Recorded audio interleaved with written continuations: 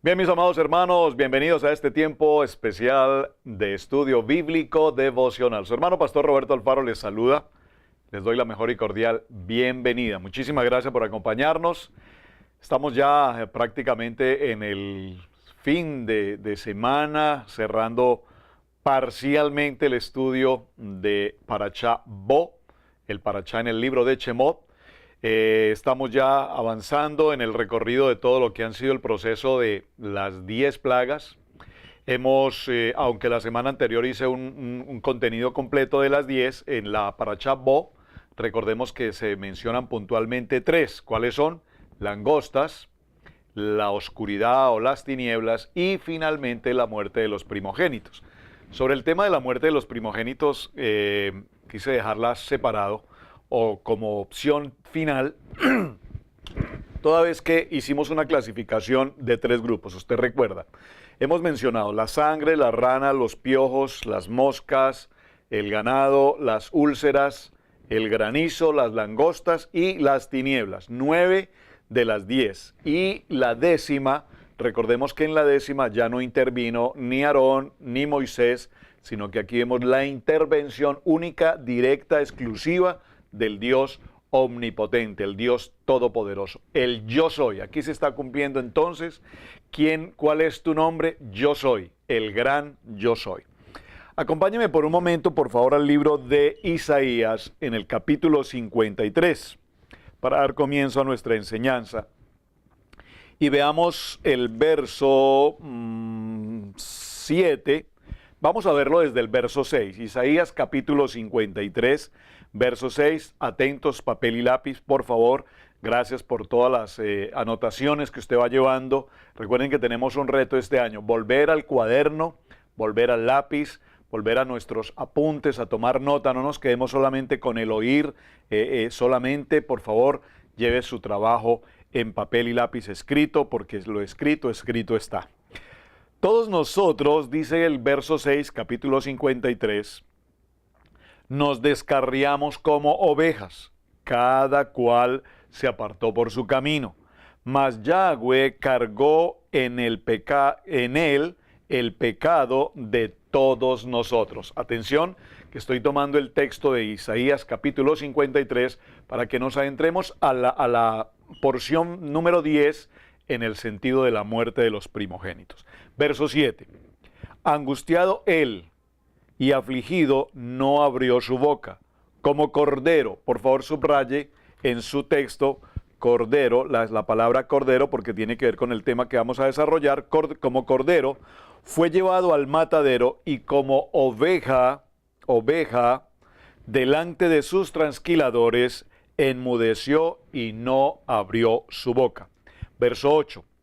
Por cárcel y por juicio fue quitado, y su generación, ¿quién la contará? Porque fue cortado de la tierra de los vivientes, por la rebelión de mi pueblo fue herido. Vamos a dejarlo hasta ese punto y observemos que tomé este texto del libro de Isaías porque nos habla precisamente del cordero, nos habla de la oveja, nos habla del sacrificio. Ahora vamos a tomar el texto en el libro de Shemot, en el capítulo 11. Acompáñenme por favor y leeremos algunos textos para continuar nuestro estudio. El título aparece en sus Biblias, aparecerá anunciada la muerte de los primogénitos. ¿Recuerdan? Ya mencionamos entonces cuáles son las plagas. 9 anteriores y esta la número 10. Verso 1, capítulo 11. Yahweh dijo a Moisés: una plaga traeré aún sobre Faraón y sobre Egipto, después de la cual os dejará ir de aquí, y seguramente os echará de aquí del todo. Ahora no solamente que no los dejará ir, sino que los echará del todo. Muy bien. Habla ahora al pueblo y que cada uno pida a su vecino y cada una a su vecina alhajas de plata y de oro. Este punto extraordinariamente importante. Recordemos, el pueblo de Israel viene de una condición de esclavitud. Ahora, el pueblo egipcio ha pasado por una serie de circunstancias terriblemente adversas: hambre, escasez, pestilencia, enfermedad, muerte, animales, escasez de los alimentos, el agua, bueno, todo lo que ha significado realmente cada una de estas señales que el Padre Eterno les ha enviado. Lo que podríamos evidentemente concluir hasta este punto, como ya le dijeron los ministros a Faraón, es: pero es que ¿acaso no notas que Egipto está totalmente destruido? ¿No puedes ver que esta nación, una nación tan imponente, tan rica, y rica, por favor, rica teniendo en cuenta el trabajo, la labor del pueblo de Israel? Porque la riqueza de este pueblo venía única y exclusivamente de la mano de obra de todo el pueblo de Israel. Observen que siempre hago referencia a esto, no digo de los judíos, aquí estamos hablando de todo el pueblo de Israel, las 12 tribus, por supuesto, entre las cuales, ni más faltaba, está la población de Judá. Ahora bien, aquí vemos que dice que cada uno hable a su vecino y a su vecina y pidan alhajas de plata y oro. Pero pídalo ¿en qué condición? ¿En condición de ofrenda, de regalo, o en condición de entréguenme lo que tienen? ¿O en una condición de préstamo? ¿En qué condición? Lo importante es que aquí Dios les entrega una orden. Pidan alhajas de plata y de oro. Y observen, verso 3, y Jehová dio gracia. Quiero pedirle de manera especial, amado hermano, que subraye en su Biblia, estoy en el verso 3 del capítulo 11, subraye de manera especial, resáltela de manera especial, que la pueda ver permanentemente esta palabra. Y Yahweh dio gracia, diga conmigo gracia, gracia, gracia, la palabra gracia. Porque pareciera ser que para muchos la gracia es un concepto que aparece en el Nuevo Testamento, en el Brit Hadacha. No. Ya hemos visto en varios textos, desde que empezamos el libro de Bereshit, la importancia y la significancia de la palabra gracia. Y aquí, en este texto del verso 3, por favor, que si la palabra gracia aquí tiene una importancia trascendental para la historia del pueblo de Israel. Y Yahweh dio gracia al pueblo en los ojos de los egipcios. También Moisés era tenido por gran varón en la tierra de Egipto a los ojos de los siervos de Faraón y a los ojos del pueblo. Dijo pues Moshe: Yahweh ha dicho así: a la medianoche, por favor, subraya, a la medianoche, yo saldré por en medio de Egipto y morirá todo primogénito en tierra de Egipto, desde el primogénito de Faraón que se sienta en su trono, hasta el primogénito de la sierva que está tras el molino, y todo primogénito de las bestias. Y habrá gran clamor por toda la tierra de Egipto, cual nunca hubo ni jamás habrá. Pero contra todos los hijos de Israel, desde el hombre hasta la bestia, ni un perro moverá su lengua, para que sepáis que Yahweh hace diferencia entre los egipcios y los israelitas. Qué interesante que la Biblia nos menciona aquí esta expresión, el perro. Miren lo interesante, ni siquiera el perro producirá un ladrido, porque yo voy a pasar sobre toda esta población y tomaré a todo primogénito. Interesante. Y descenderán a mí todos tus siervos, e inclinados delante de mí dirán: vete, tú y todo el pueblo que está debajo de ti, y después de esto yo saldré. Y salió muy enojado de la presencia de Faraón. Y Yahweh dijo a Moisés: Faraón os oirá, para que mis maravillas se multipliquen en la tierra de Egipto. Y Moisés y Aarón hicieron todos los prodigios delante de Faraón, pues Yahweh había endurecido el corazón de Faraón y no envió a los hijos de Israel fuera de su país. Muy bien, leí las porciones del capítulo 11 desde el verso 1 hasta el verso 10, porque en esta historia que estamos considerando acá nos daremos cuenta cómo Dios ordena a los israelitas, repito, el pedir oro y plata a los egipcios, y algo muy interesante se sucede. Los egipcios entregaban sus alhajas, sus pertenencias, sus valores importantes en oro y en plata a los israelitas, pero particularmente hay varias cosas que debemos considerar. Número uno, pues estaban esperando que definitivamente todo este pueblo saliera inmediatamente, así tengamos que despojarnos de toda nuestra riqueza, pero necesitamos que este pueblo salga inmediatamente de acá. Número dos, Dios Padre, la palabra lo dice, puso gracia, el favor, ese favor inmerecido, como lo decimos usualmente al expresarnos con la gracia, ya lo veremos un poco más en detalle, pero también algo muy interesante, el pueblo egipcio ahora había encontrado en Moisés, había encontrado un hombre extraordinario, con valores, con cualidades extraordinariamente importantes. Es decir, que ahora este pueblo egipcio, después de todo lo que ha pasado, reconocen que definitivamente este Moisés y el Dios de Moisés es un Dios grande, extraordinariamente importante. Muy bien. Cuando mencionamos todo este punto, llegamos al punto, repito, de la gracia. Y la pregunta fundamental aquí es entonces, ¿qué es la gracia? Atención, siempre mencionamos la gracia diciendo que es un favor, un don gratuito e inmerecido. Porque por gracia sois salvos por medio de la fe. Y esto no de vosotros, pues es un don de Dios. Libro de Efesios, capítulo 2, verso 8. Ahora, en el libro de Romanos, en el capítulo 3 y en el verso 23, tome nota, Efesios 2, 8, y ahora Romanos, capítulo 3, verso 23 y 24, dice la palabra, por cuanto todos pecaron y están destituidos de la gloria de Dios, siendo justificados gratuitamente por su gracia, mediante la redención, y esto es en Yeshua HaMashiach. Punto número 2 respecto de la gracia. ¿Qué entendemos por gracia? Entonces mencionamos, es un don gratuito e inmerecido, pero también entendemos por gracia que son los atributos o las cualidades divinas dadas a quienes estamos en el proceso como creyentes, a quienes reconocemos esta preciosa palabra, a nuestro único Dios, Hashem, amén. Dice Salmo 84:11, dice, porque sol y escudo es Yahweh Elohim, gracia y gloria dará Yahweh. No quitará el bien a los que andan en integridad. Vamos al libro de Juan, capítulo 1, verso 14, dice la palabra. Y aquel verbo fue hecho carne y habitó entre nosotros, y vimos su gloria, gloria del unigénito del Padre, lleno de gracia, por favor subráyelo en Juan 1:14, lleno de gracia y de verdad, emet, la palabra emet. Recuerden que tenemos la tarea pendiente para mañana, amén, emet y emuná.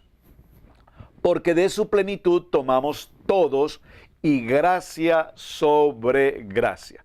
En el primer libro a Corintios, en el capítulo 15, verso 10, léalo conmigo, por favor. Tome nota en su cuaderno, yo lo leo, usted léalo en casa, si no lo puede hacer ahora mismo. Si es una Biblia rápida, inmediatamente vaya a primer libro a Corintios, capítulo 15, verso 10. Pero por la gracia de Yahweh soy el que soy, y su gracia no ha sido en vano para conmigo. Antes he trabajado más que todos ellos, pero no yo, sino la gracia de Yahweh conmigo. El apóstol Pablo nos habla y nos da esta expresión maravillosa. Ahora, en el segundo libro a Corintios, en el capítulo 8, verso 7, dice la palabra, por tanto, como en todo abundáis en fe, en palabra, en ciencia, en toda solicitud y en vuestro amor para con nosotros, abunda también en esta gracia. Abunda también en esta gracia como el dar a los necesitados. Muy bien, vemos entonces que el pueblo egipcio entrega sus alhajas, el oro, la plata, y parece ser que no era una prenda o algo insignificante, eran porciones y cantidades. Recordemos que el pueblo egipcio era un pueblo extremadamente rico, especialmente en oro y en todos estos materiales preciosos. Por lo tanto, es lo que ahora están entregando. Y algo muy interesante que resalto nuevamente es cómo este pueblo ahora ve a Moisés como ese gran líder. Recuerden que el Señor utilizó serás un Elohim. y explicamos que aquí el Elohim no se refiere a un Dios, sino se refiere a Elohim como a un líder, a ese gran líder que está haciendo Moisés ahora y que empieza básicamente ahora en este proceso. Cuando terminemos esta lección, veremos a Moisés empezar el proceso de la salida y todo cuanto ha de venir, porque apenas estamos comenzando la verdadera historia que nos va a llevar durante varios días en el libro de Shemot. En el libro de Proverbios, en el capítulo 16, verso 7, dice la palabra: cuando los caminos del hombre son agradables a Yahweh, aún a sus enemigos hace estar en paz con él. Lo puedo leer nuevamente, por favor. Miren lo importante de este maravilloso texto de Proverbios capítulo 16, verso 7. Cuando los caminos del hombre son agradables a Hashem, aún sus enemigos hace estar en paz con él.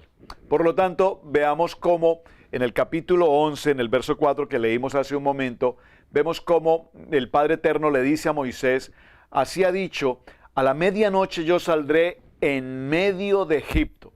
Todo primogénito deberá morir.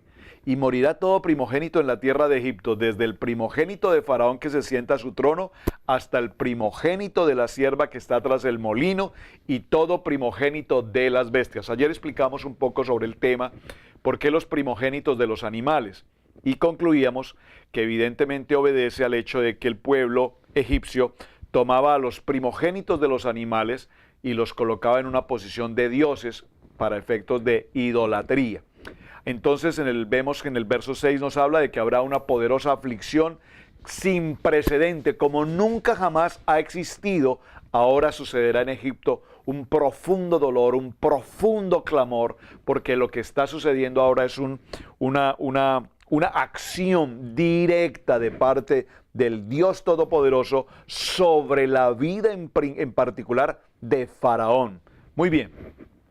Cuando nos habla de este clamor y de dolor, grandes lamentos, pues recordemos que el pueblo de Israel ha tenido dolor y mucho clamor durante más de 110 años. Es una circunstancia extremadamente importante. Ahora, el libro de Salmos, en el capítulo 90, en el verso 5, dice la palabra: los arrebatas como con torrente de aguas, son como un sueño, hablando de la muerte. ¿Cómo se presenta esta situación? Salmo 90, capítulo 90, verso 9 dice: porque todos nuestros días declinan a causa de tu ira, acabamos nuestros años como un pensamiento. Verso 6 del capítulo 4, en el segundo libro de Timoteo, dice: porque yo ya estoy para ser sacrificado y el tiempo de mi partida está cercano. Porque mis días se han consumido como humo y mis huesos, cual tizón, están quemados. Salmo 102, verso 3. Salmo 102, aquí mismo en el verso 11 dice: mis días son como sombra que se va. El hombre como la hierba con sus días florece, florece como la flor del campo, que pasó el viento por ella y pereció y su lugar no lo conocerá más. Santiago capítulo 4, verso 3, este libro de Santiago, recuerden que es Jacob, ¿verdad? El libro de Jacob. Vamos ahora los que decís: hoy y mañana iremos a tal ciudad y estaremos allá un año y traficaremos y ganaremos, cuando no sabéis lo que será mañana. Porque ¿qué es vuestra vida? Ciertamente es neblina, que se aparece por un poco de tiempo y luego se desvanece. ¿Qué es lo que nos está queriendo referir estos textos que estoy tomando? Pues que definitivamente esta circunstancia de muerte es una cosa que nosotros no podemos ni evitar, ni cambiar, ni alterar. Aquí vamos a ver cómo el Dios Todopoderoso a través de Moisés hace un anuncio e indica que en esta medianoche algo extremadamente delicado va a suceder para todos los primogénitos. Pero algo también muy importante sucede, y es el milagro maravilloso de la gracia, del favor de Dios para con su pueblo, y es precisamente lo que nos dice el verso 7. Pero contra todos los hijos de Israel, desde el hombre hasta la bestia, ni un perro moverá su lengua, para que sepáis que Yahweh hace diferencia entre el pueblo egipcio y los hijos de Israel. ¡Wow! ¡Qué maravilloso es esto!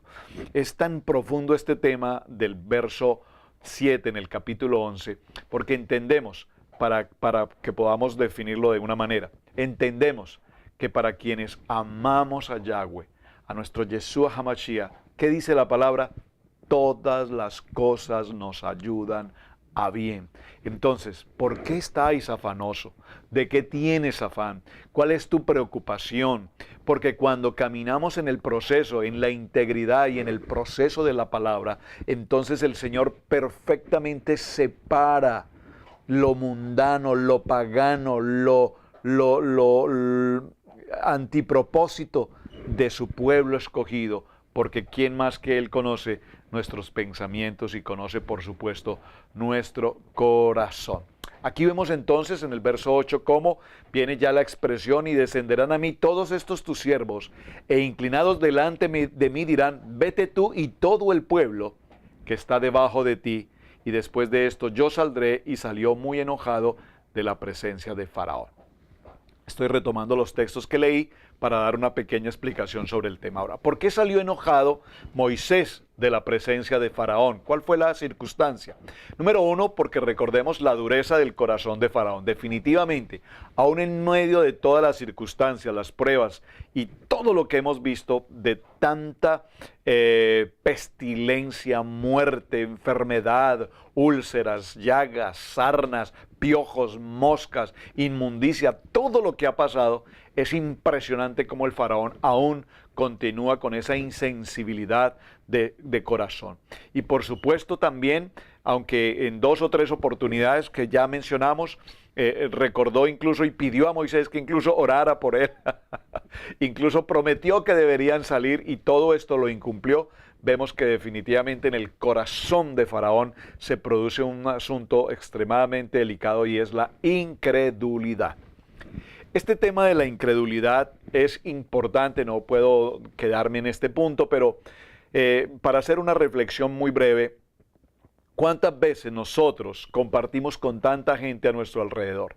Amigos, personas cercanas y demás, y les compartimos la palabra. Pero ¿cómo nos ven entonces? ¿Nos ven como religiosos? ¿Nos ven como que somos legalistas? ¿Nos ven como algo que no es? Y es impresionante. Y en estos días alguien me hablaba precisamente de que por qué solamente leíamos textos en la Torá, que por qué no leíamos textos en el Nuevo Testamento, en el Brit Hadacha.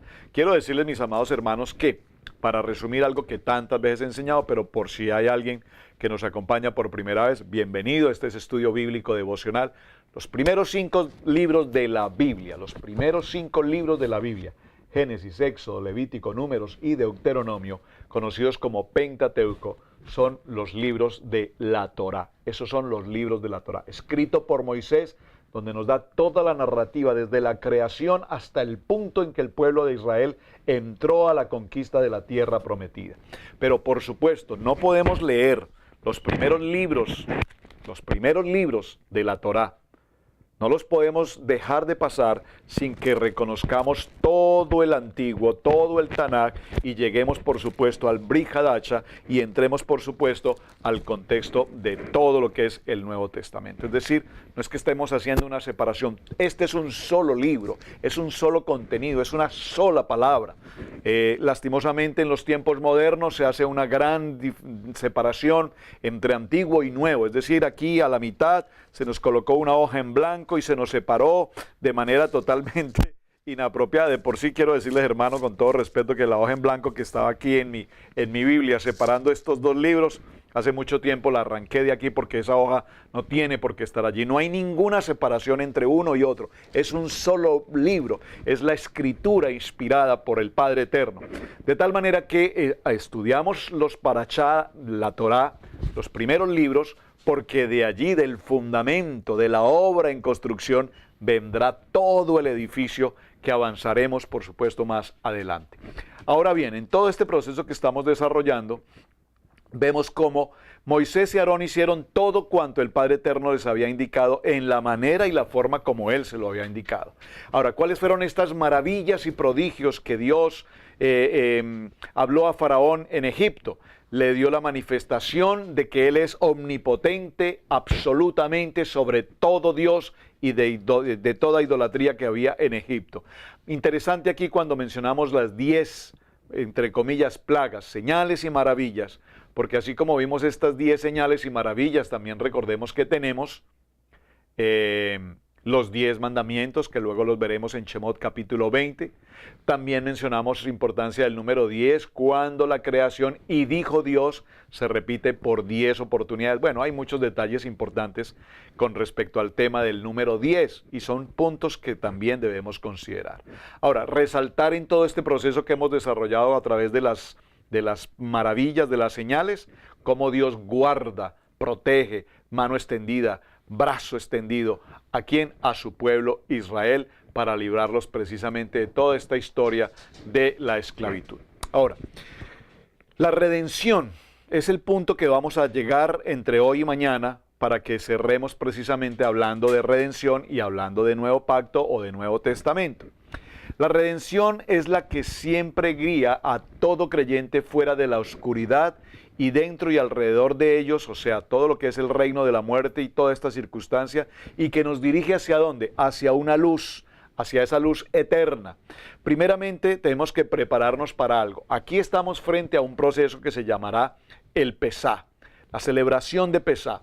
En el libro de Éxodo capítulo 12, verso 6 dice, y guardaréis hasta el día 14 del mismo mes toda la asamblea de la congregación de Israel, y lo degollarán al anochecer a la hora novena. ¿Estamos hablando de qué?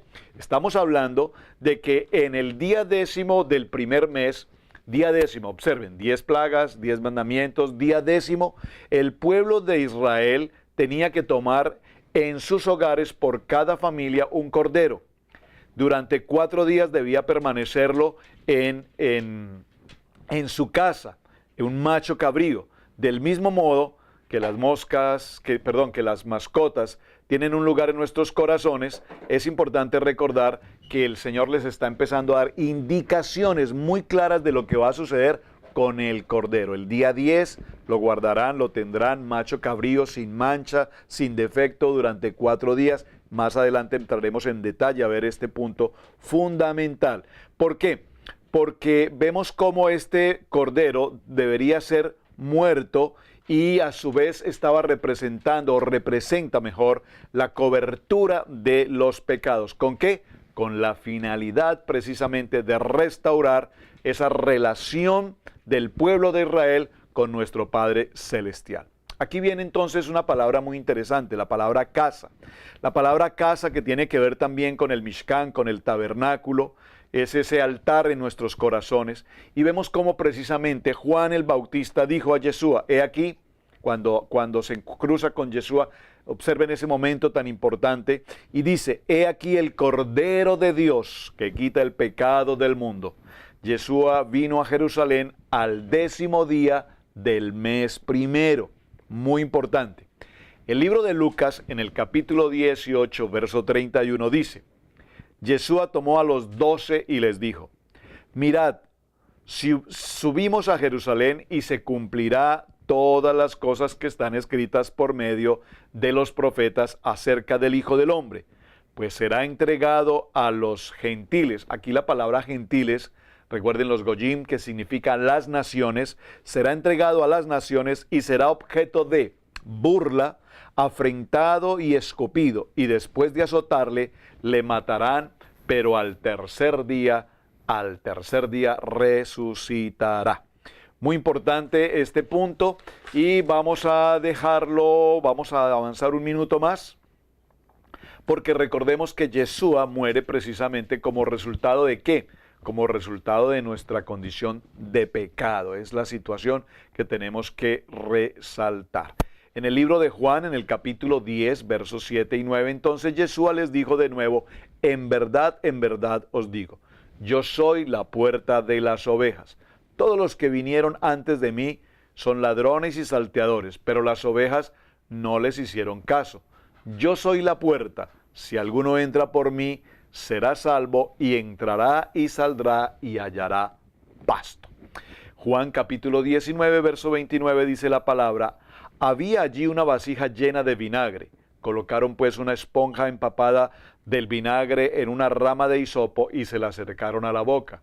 Entonces Yeshua, cuando hubo tomado el vinagre, dijo: consumado es, e inclinó la cabeza y entregó su espíritu.